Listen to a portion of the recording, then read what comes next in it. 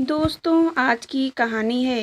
एक दिन गोपाल राम का एक अधेड़ कोठे पर आया था और बोला, देखो लीलाबाई, मैं तुम्हारे पास इसलिए आया हूँ कि मुझे तुम्हारे पेट से बच्चा चाहिए। लीलाबाई ने जिस लड़की को उसके पास भेजा था, उसकी खूबसूरती देखकर ग्राहक गोविंद राम दंग रह गया था और बोला, तुम चांद से भी ज्यादा खूबसूरत हो। ठीक है, ठीक है, तारीफ करने का समय नहीं है। मैं एक धंधे वाली हूँ और धंधे वाली ही रहूंगी। आप कितनी भी तारीफ कर लो। लगता है तुम कोठे पर अपनी मर्जी से नहीं आई हो। गोविंद राम ने सवाल पूछा। देखिए मिस्टर, फालतू सवाल मत पूछो। ठीक है, नहीं पूछूंगा, मगर मैं नाम तो जान सकता हूँ तुम्हारा। आपको नाम से क्या है? लीलाबाई ने जिस काम से भेजा है वह करो और भागो। फिर भी मैं तुम्हारा नाम जानना चाहता हूँ। मेरा नाम जानना है। क्या तुम अभी भी शादी करने की इच्छा रखती हो? अब कौन करेगा मुझसे शादी? अगर कोई तुमसे शादी करने को तैयार हो तो शादी कर लोगी। मैं इन मर्दों को अच्छी तरह से जानती हूँ।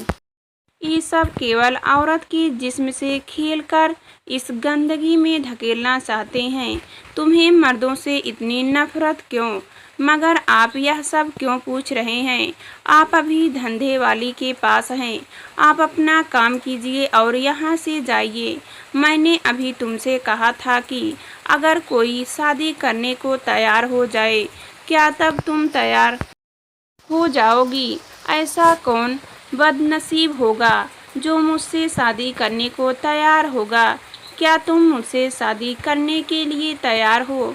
कहकर गोविंद राम ने अपना फैसला सुना दिया। यह सुनकर जमुना हैरान रह गई और बोली, आप करेंगे? हाँ, तुम्हें यकीन नहीं है?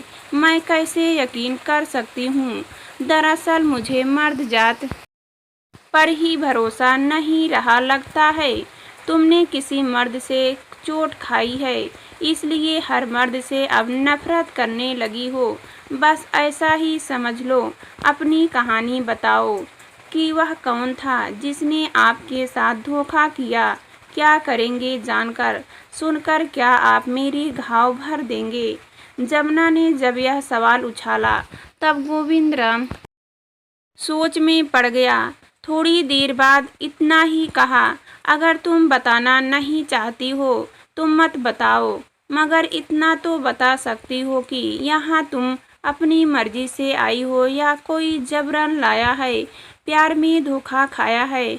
मैंने कहा, कहकर जमुना ने अपनी नजरें नीचे झुका ली। मतलब जमुना के भीतर गहरी चोट लगी हुई थी। साफ है कि जिस लड़के में तुमने प्यार का विश्वास जताया वही तुम्हें यहाँ छोड़ गया। छोड़ नहीं गया, लीलाबाई को बेच गया।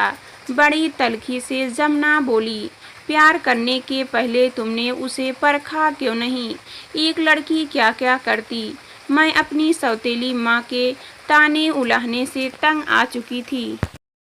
ऐसे में मोहल्ले का ही कालू राम ने मुझ पर प्यार जताया। वह कभी मोबाइल फ़ोन तो कभी दूसरी चीज़ें लाकर देता रहा।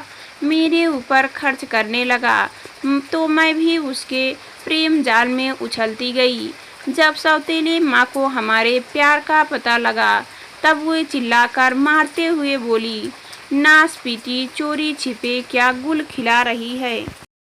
तेरी जवानी में इतनी आग लगी है तो उस कालू राम के साथ भाग क्यों नहीं जाती है? खानदान का नाम रोशन करेगी। खबरदार, जो अब उसके साथ गई तो टांगे तोड़ दूंगी तेरी। तेरी माँ ऐसी बिगड़ौल औलाद पैदा कर गई। अगर तुझसे जवानी नहीं संभल रही है तो किसी कोठे पर जा, वहाँ पैसे भी मिलेंगे और तेरी जवानी की आग भी मिट जाएगी। इस तरह आए दिन सौतेली माँ सताने लगी, पर मैं कालू राम से बातें कहती रही। वह कहता रहा, घबराओ मत जमुना, मैं तुमसे जल्दी शादी कर लूँगा। मैंने उससे पूछा, मगर कब करोगे? मेरी सौतेली माँ को हमारे प्यार का पता चल गया है। उन्होंने मुझे खूब पीटा है। यह सुनकर वह बोला, ऐसी बात है? तब तो एक ही काम रह गया है। मैंने हैरान होकर पूछा, क्या काम रह गया है? उसने धीरे से कहा, तुम्हें हिम्मत दिखानी होगी। क्या तुम घर से भाग सकती हो? यह सुनकर मैंने कहा, मैं तुम्हारे प्यार के खातिर सब कुछ कर सकती हूँ। मेरी यह बात सुनकर कालू राम बहुत खुश हुआ और बोला, चलो आज रात को भाग चलते हैं। जबलपुर में मेरी लीला मौसी है। वहाँ हम दोनों मंदिर में शादी कर लेंगे। तुम घर से भागने के लिए तैयार हो ना? मैंने बिना कुछ सोचे समझे कह दिया, हाँ तैयार मैं हूँ। कालूराम जबलपुर में मुझे लीला मौसी के यहाँ ले गया। फिर वह यह कहकर वहाँ से चला गया कि मंदिर में पंडित जी से शादी की बात करके आता हूँ, पर वह मुझे छोड़कर जो गया फिर आज तक नहीं आया। बाद में पता चला कि वह औरत उसकी लीला मौसी नहीं थी, बल्कि उसे तो वह मुझे बेच गया था। सचमुच तुमने प्यार में धोखा खाया है, अफसोस जाहिर करते हुए गोविंद राम बोला। फिर कभी तुम्हारी सौतेली माँ ने तुम्हें ढूंढने की कोशिश नहीं की होगी, मगर मुझे मालूम उसके लिए तो अच्छा ही था कि एक बला टली। अगर मैं जाती भी तब मुझे नहीं अपनाती। अब तुमने क्या सोचा है? गोविंद राम ने कुरीदा सोचना क्या है? अब लीला बाई ने कोठे को ही सब कुछ मान लिया है। जमुना ने साफ कह दिया, मतलब तुम मुझसे शादी नहीं करना चाहती हो। हम एक दूसरे को नहीं जानते हैं, फिर भी मैं औरत जात ठारी। आप जैसे पराये मर्द पर कैसे यकीन कर लूं? कहीं दूसरे कालूराम निकल जाओ। तुम्हारे भीतर मर्दों के लिए नफरत बैठ गई है, मगर मैं वैसा नहीं हूँ जैसा तुम समझ रही हो। एक ही मुलाकात से मैं कैसे मान लूँ? ठीक है, मैं कल फिर आऊँगा, तब तक अच्छी तरह सोच लेना। कहकर गोविंद राम उठकर चला गया। जमुना को यह पहला ऐसा मर्द मिला था जो उसके शरीर से खेलकर नहीं गया था। 3-4 दिन तक गोविंद राम लगातार आता रहा, मगर कभी जमुना के शरीर से नहीं खेला। तब जमुना बोली, आप रोज आते हैं पर मेरे शरीर से खेलते नहीं क्यों? जब तुमने मेरी शादी हो जाएगी तब रोज तुम्हारे शरीर से खेलूंगा। मुंगरी लाल के हसीन सपने मत देखो। जब तक लीलाबाई के लिए मैं खरा सिक्का हूँ, वह मुझे नहीं छोड़ेगी। यह बात है तो मैं लीलाबाई से बात करता हूँ, करके देख लो। वह कभी राजी नहीं होगी। मैं लीलाबाई को राजी कर लूँगा, मगर मैं नहीं जाऊँगी। देखो जमुना, तुम्हारी जिंदगी का सवाल है। क्या जिंदगी भर इसी दलदल में रहोगी? अभी तुम्हारी जवानी बरकरार है, इसीलिए हर कोई मर्द तुमसे खेलकर चला जाएगा, तुम्हें तुम्हारे शरीर की कीमत भी दे जाएगा। मगर जब उम्र ढल जाएगी तब तुम्हारे पास कोई नहीं आएगा। तुम चाहती हो कि इतना पैसा कमा लूँगी, फिर बैठे बैठे वह पैसा भी खत्म हो जाएगा। समझते हुए गोविंद राम बोला, इसलिए कहता हूँ कि अपना फैसला बदल लो। ये तू रोज रोज आकर जमुना को क्यों परेशान करता है? खुला दरवाज़ा देखकर लीलाबाई कमरे में घुसते हुए बोली। गोविंद राम बोला, लीलाबाई, मैं जमुना से शादी करना चाहता हूँ। शादी? अरे शादी की तो तू सोच भी मत। अभी जमुना मेरे लिए सोने का अड़ा देने वाली मुर्गी है, मैं इसे कैसे छोड़ दूं? लीलाबाई बोली, यही सोच कि यह मुर्गी एक दिन सोने का अंडा देना बंद कर देगी, तब क्या करोगी इसका? मगर मुझे एक बात बताओ कि तुम जमुना से शादी करने के लिए ही क्यों पीछे पड़े हो? इस कोठे में दूसरी लड़की भी तो है। लीलाबाई ने पूछा। दूसरी लड़कियों की बात मैं नहीं करता लीलाबाई, जमुना मुझे पसंद है, मैं इसी से शादी करना चाहता हूँ।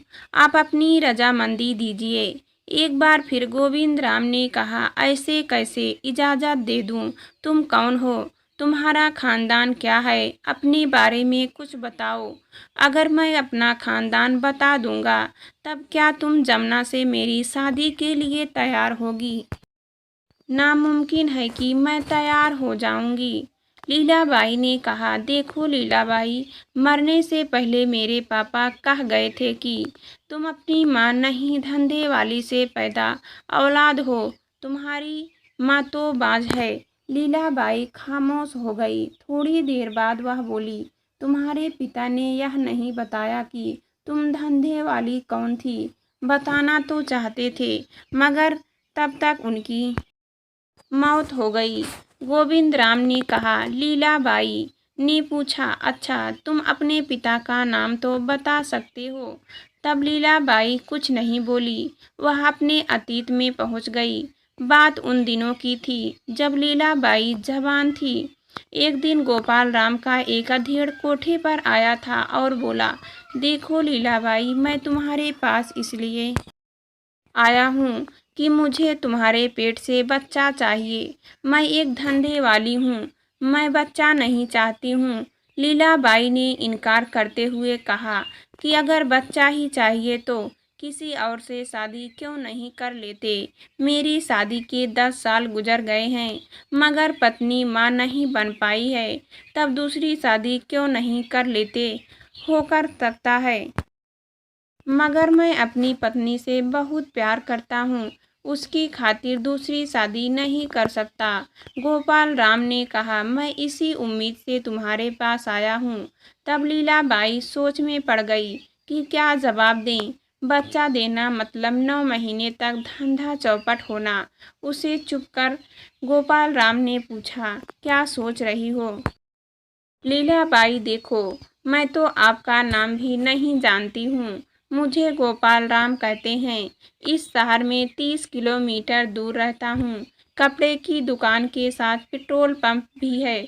मेरे पास खूब पैसा है और अब मुझे अपना वारिस चाहिए। देखो, मेरे पेट में अगर आपका बच्चा आ गया तो 9 महीने तक मेरा धंधा चौपट हो जाएगा। मैं अपना धंधा चौपट नहीं कर सकूंगी। आप कोई अनाथ बच्चा गोद ले लीजिए। अगर मुझे गोद ही लेना होता तब मैं तुम्हारे पास क्यों आता?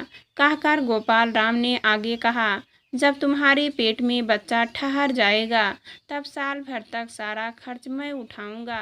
जब लीलाबाई ने यकीन कर लिया, तब गोपाल राम अपनी गाड़ी लेकर रोज उसके कोठे पर आने लगा। महीने भर के भीतर उसके बच्चा ठहर गया। वह साल भर तक रखैल बनकर रही। उसकी सारी सुख सुविधाओं का ध्यान रखा। जाने लगा। 9 महीने बाद लीलाबाई का लड़का हुआ। तब सारी बस्ती में मिठाई बांटी गई। 6 महीने के भीतर जब तक माँ का दूध बच्चा पीता रहा, तब तक गोपाल राम उसे अपने साथ नहीं ले गया। बच्चा गोपाल राम को सौंपने के बाद लीलाबाई अपने पुराने ढर्रे पर आ गई। जब शरीर ढलने लगा, ग्राहक कम आने लगे, तब वह कोठा चलाने वाली बन गई।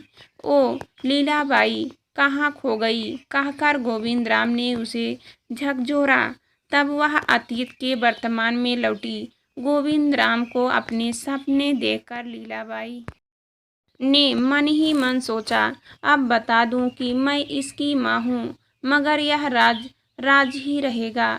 मैं तो इसे जन्म देकर अपनी गोद में खिलाना चाहती थी। रात रात भर तड़पती थी, ग्राहकों को भी संतुष्ट करती थी। अरे आप फिर कहाँ खो गई? गोविंद राम ने एक बार फिर टोका। तुम्हारी माँ तो है ही ना, माँ है, मगर आपको यकीन दिलाता हूँ कि जमुना को मैं खुश रखूँगा, किसी तरह की तकलीफ नहीं होने दूँगा। हाँ बेटे, जमुना को ले जा, इससे शादी कर ले। अरे, आपने मुझे बेटा कहा? गोविंद राम ने जब यह पूछा, तब लीलाबाई बोली, अरे उम्र में तुमसे बड़ी हूँ, इसलिए तू मेरा बेटा हुआ कि नहीं? देख जमुना, मैं तुम्हें आज़ाद करती हूँ, तू इसके साथ शादी रचा ले। मेरी अनुभवी आंखें कहती हैं कि यह तुझे धोखा नहीं देगा, मगर मैं एक धंधे वाली हूँ, यह दाग कैसे मिटेगा?